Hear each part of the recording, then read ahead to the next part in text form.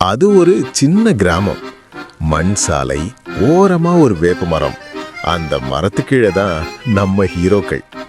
மணி, கண்ணா, ரவி, பாண்டி, சின்னா. எல்லாருக்கும் ஒரே common thing.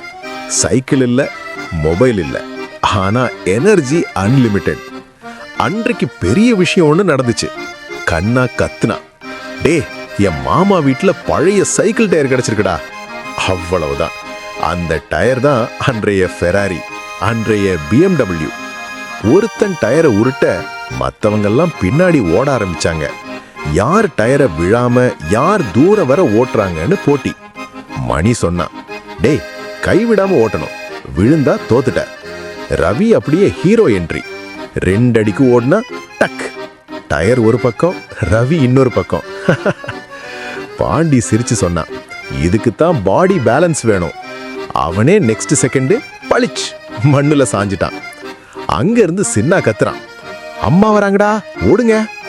அம்மா வராங்கன்னு சொன்னதும் எல்லாருக்கும் ஒலிம்பிக் ஸ்பீடு. டயர் இருந்தாலும் சரி, இல்லாட்டியும் சரி.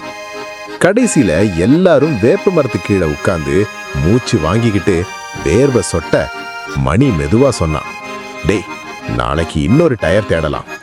அப்போ கண்ணா சொன்ன ஒரு லைன் அந்த வயசுல புரியல, இப்ப புரியுது. நம்ம கிட்ட பொம்மை இல்ல, ஆனா சந்தோஷம் இருக்குடா. இன்னைக்கு மொபைல் இருக்கு, பைக் இருக்கு, கார் இருக்கு, ஆனா அந்த மண் சாலை, அந்த டயர் ஓட்டம், அந்த சிரிப்பு, அது மட்டும் மெமரியில தான் இருக்கு. இதுதான் டாய் இல்லாத சைல்ட்ஹுட், ஆனா ஜாய் நிறைந்த வாழ்க்கை. இந்த கதை பிடிச்சா பிடிக்கலனாலும் லைக் பண்ணாம போகாதீங்க, இல்லாட்டி கதையே அழுதுரும். சப்ஸ்கிரைப் பண்ணுங்க, ஷேர் பண்ணுங்க, கமெண்ட்ல அடுத்த கதை எங்கேன்னு கேளுங்க.